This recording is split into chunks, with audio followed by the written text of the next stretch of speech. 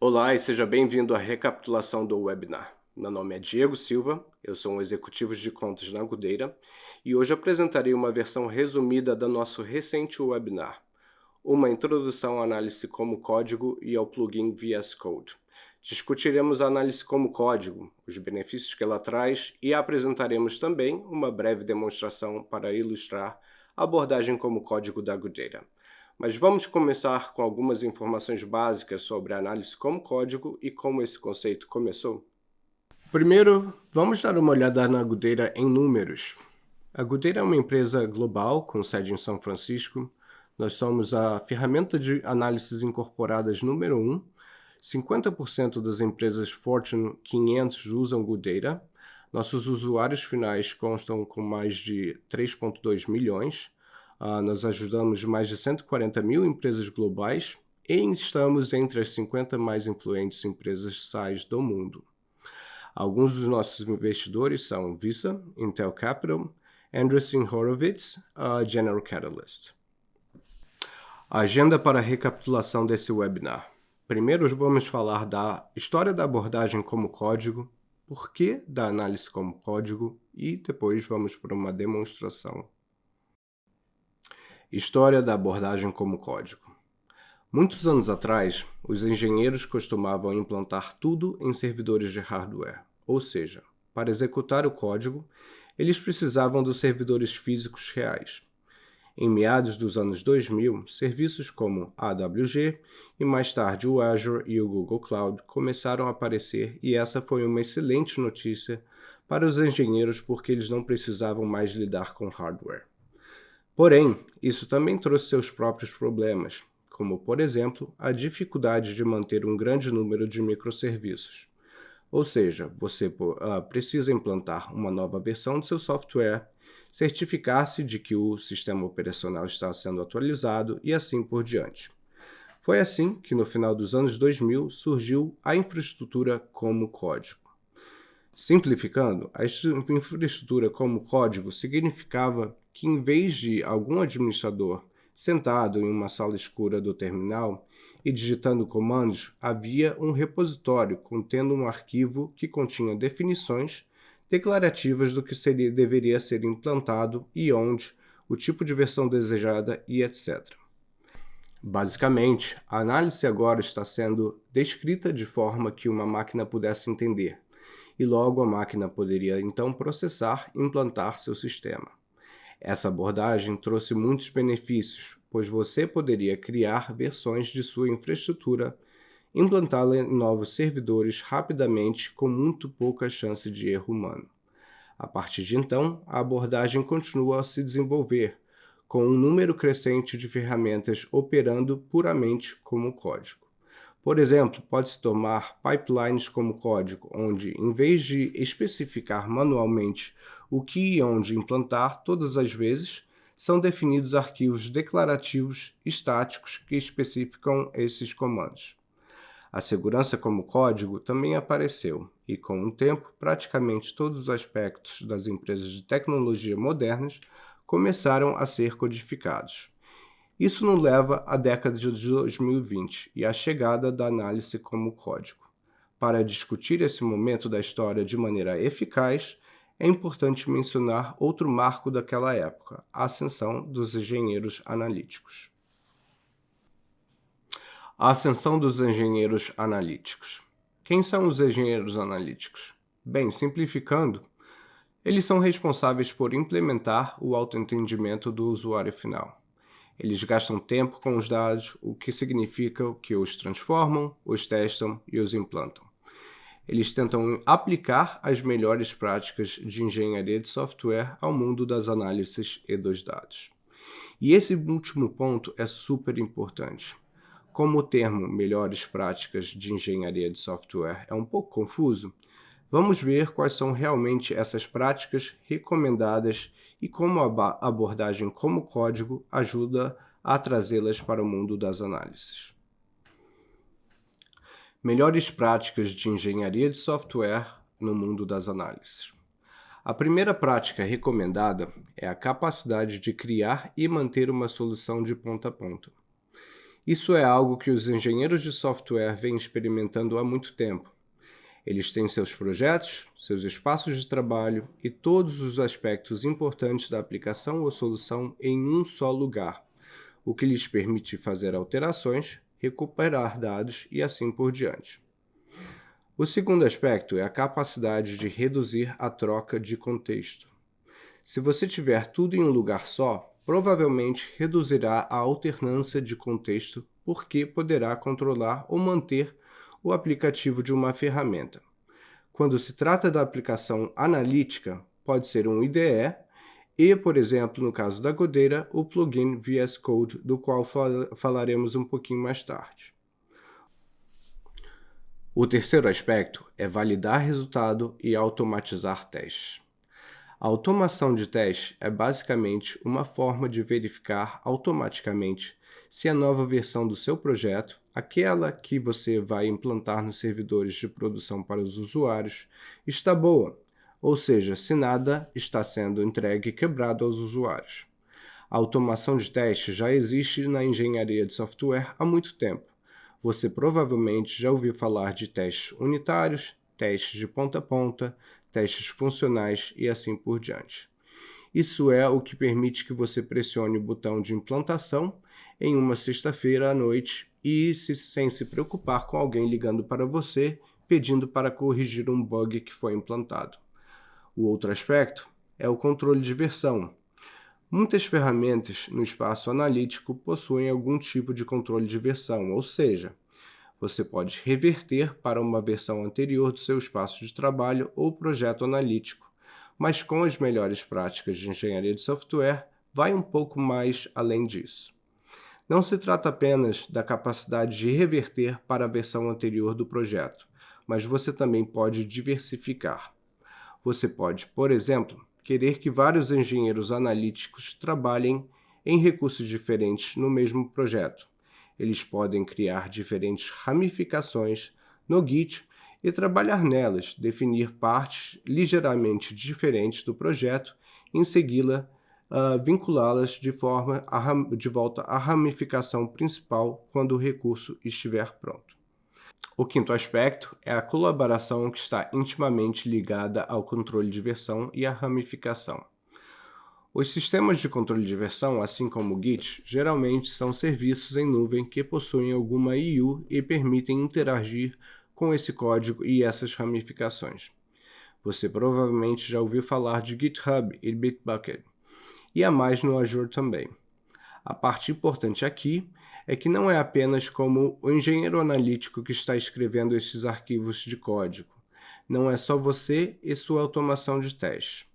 Você pode fazer uma solicitação pull de um branch para outro e pedir ao seu colega para revisá-lo. Eles podem comentar cada linha de código e dizer, por exemplo, essa instrução SQL parece um pouco suspeita para mim. Vamos usar uma sintaxe diferente aqui? Vamos usar uma métrica diferente nessa visualização? Isso não apenas melhora a comunicação, mas também fornece uma outra camada de segurança, além dos testes de automação. Isso é importante porque os testes de automação podem abranger alguma lógica básica, mas quando se trata de lógica de negócios, uma análise humana se encontra necessária. Talvez em alguns anos o ChatGPT seja inteligente o suficiente, mas por enquanto não. O aspecto final são as iterações. Os engenheiros de software usam iterações há muito tempo como parte de suas melhores práticas de desenvolvimento. Como o mundo atual da análise gira em torno da entrega rápida, iteramos para melhorar as visualizações, os dashboards e adicionar novas informações a eles. Por que Godeira como código? Agora que entendemos a história da abordagem como código e como ela é incorporada às melhores práticas de engenharia de software, vamos ver como a plataforma da Godeira funciona com esse tipo de análise. Primeiramente, é importante mencionar que a plataforma fornece análises para todos os tipos de usuários, não apenas para usuários técnicos que sabem codificar. Fornecemos tudo, desde arrastar e soltar até a codificação pura. Para consumidores empresariais, existem dashboards iterativos e análises ad hoc. Para analistas, há uma interface de apontar e clicar e toda a experiência, por exemplo, para criar dashboards e visualizações, e também há um editor de métricas e um editor de modelo. É claro que os engenheiros analíticos também podem usar a IU de apontar e clicar, mas eles provavelmente estarão mais interessados no fato de que somos uma plataforma API primeiro. Temos SDKs como o Python, SDK, o React SDK e, claro, Cudera para VS Code. Cudera e análise como código. Para entender mais sobre como a Cudera usa essas análises, vamos falar um pouco sobre o estado atual da análise como código. Você provavelmente reconhece alguns dos ícones desse slide, porque desde 2020, quando o DBT começou a se tornar algo maior, mais e mais pessoas começaram a olhar para a análise como código. Normalmente, ele extraía e carregava o script Python personalizado ou alguma outra linguagem. Agora você tem ferramentas como o Meltano que ajudam um pouco nisso, fornecendo um framework para construir seu extrato e carregamento. Então você pode usar algo como o DBT para a transformação. Novamente, tudo é como código. Você tem suas consultas SQL ou talvez arquivos Python para trabalhar na transformação de dados. Já há muito tempo que é possível codificar dashboards e visualizações. Você provavelmente conhece gráficos altos ou gráficos JS. Existem muitas bibliotecas para engenheiros de front-end, por exemplo, frameworks React, entre outros, que são capazes de visualizar os dados e defini-los como código. No entanto, tem havido muito pouco em termos de camada semântica e a criação de métricas na seção analítica do pipeline, aquela entre a extração de dados e sua exibição aos usuários. Na Cudera, temos tentado preencher essa lacuna. Essa não é a nossa primeira ferramenta de análise como código. Temos Declarative REST APIs, temos Python SDK e coisas como o gerenciamento do ciclo de vida e assim por diante. Temos o React SDK, que o ajudará a incorporar análises por meio de visualizações e dashboards. E, finalmente, agora temos o Cudera para VS Code e assim unir tudo. A maneira como isso funciona é que você tem arquivos YAML, simples e declarativos e muito fáceis de ler e entender. Você não precisa de conhecimento de programação ou de Python para isso. E por meio do YAML, você pode definir a camada semântica, métricas e até visualizações e dashboards. Claro, você pode ainda fazer isso na EU e também usar um React, mas agora também é possível com dados para VS Code. Agora é a hora da demonstração. Para isso, preparamos um espaço de trabalho de análise como código para você. Nesse exemplo, nosso modelo semântico é sobre filmes de James Bond e contém apenas 3 conjuntos de dados. Existem também 2 dashboards. O primeiro é focado nos atores que interpretam Bond, de George Lazenby a Roger Moore. Como você pode ver, eles não são classificados por tempo, já que o último foi Daniel Craig. O segundo dashboard é sobre os filmes.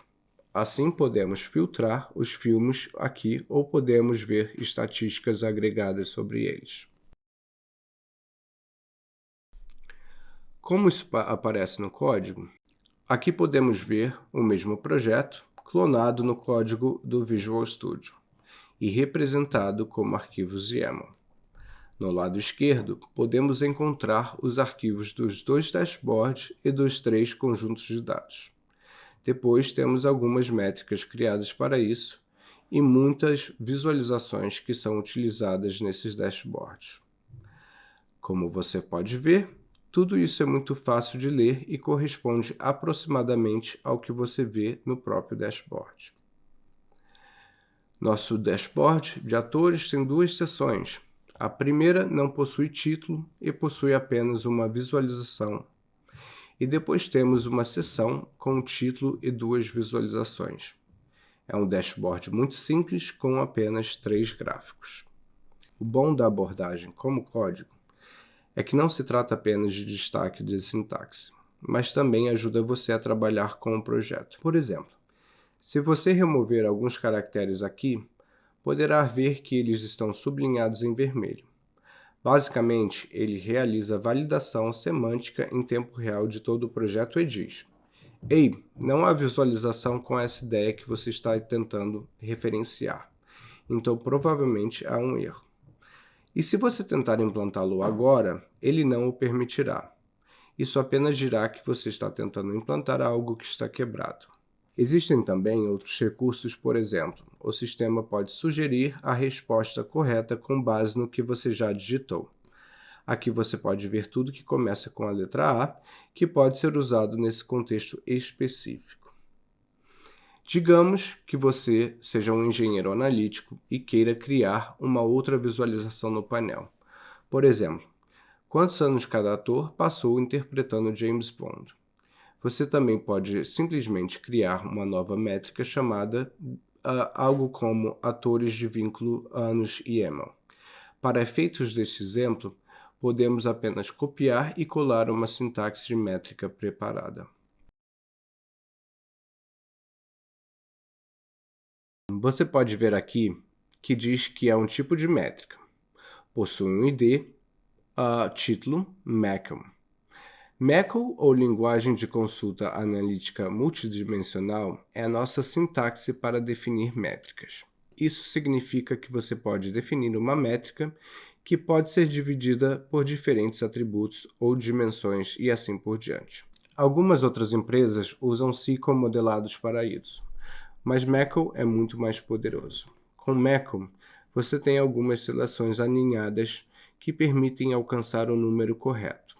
Outro recurso interessante da extensão do VS Code é que você pode visualizar a métrica imediatamente clicando no botão Executar. Agora você pode dividir por certos atributos, por exemplo, o nome do ator, e podemos ver que, por exemplo, Daniel Craig interpretou Bond por 15 anos. Depois de ter sua nova métrica toda preparada e testada, você pode enviá-la para o Git. Então vamos implantá-lo imediatamente no servidor, usaremos algum tipo de servidor de desenvolvimento para testá-lo. Então, para a produção, tudo o que precisamos é criar um novo branch, nomeá-lo e definir uma mensagem. Depois disso, podemos confirmar e enviar o push.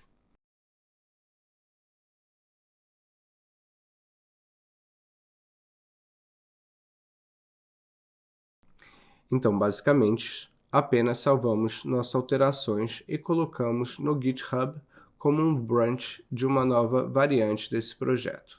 E aqui no GitHub você pode ver que agora existem duas ramificações e uma ramificação de métrica. Foi enviado há 19 segundos e o GitHub até sugeriu uma solicitação pull. Agora podemos fazer uma solicitação pull para o nosso próprio repositório e ele mostrará exatamente o que estamos mudando. Podemos então pedir a alguém para verificar nosso trabalho usando essa seção de comentários. Alguém pode dizer: isso não faz sentido nenhum para mim. Vamos fazer de uma forma diferente? Então podemos ajudar o nosso código e enviar uma versão nova e assim por diante. Depois de passar pelo estágio de revisão, podemos simplesmente clicar em mesclar para enviar as alterações que comprometemos para o branch principal. E como também temos automação configurada aqui, ela implantará automaticamente essa versão no servidor. Aqui há um script que valida para garantir que não cometemos nenhum erro. E depois disso, outro script que implanta no servidor. Agora vamos voltar ao visual novamente. Temos nossa métrica para criar uma nova visualização. Podemos usar a interface e apontar e clicar. Aqui podemos agora exibir o número de anos que os diferentes atores passaram interpretando Bond.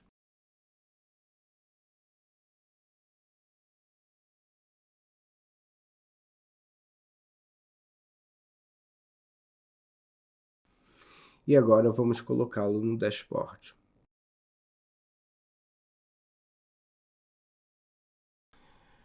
É claro que também poderíamos alterar as cores das barras para combinar com o resto do dashboard, simplesmente editando a definição, mas isso é apenas um detalhe. O ponto principal que queremos chegar aqui é que a fonte de verdade é sempre o código. Ela está sempre lá e podemos fazer um pull and push e para diferentes servidores de conforme desejamos. E esse é o fim da demonstração. Mostramos como a representação visual que você está vendo agora pode ser traduzida como código e como isso é conseguido com a Agudera. Como você pode ver, oferecemos a melhor experiência possível ao desenvolvedor com preenchimento automático, IntelliSense, validações e código altamente legível. Além disso, os arquivos YAML podem ser facilmente colaborados e facilmente versionados. Durante o webinar, respondemos a várias perguntas. Para finalizar essa recapitulação do webinar, reunimos algumas opções. Os relatórios como código também permitem a criação de relatórios iterativos e o raciocínio com os dados e visualizações por meio de IA generativa. Em resposta a isso, realmente depende da solução analítica com a qual você está trabalhando.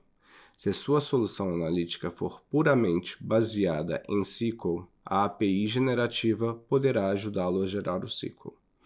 Então você diria ao ChatGPT: eu tenho essas tabelas no meu banco de dados, como faço para extrair essas métricas dele? E provavelmente irá sugerir algum SQL.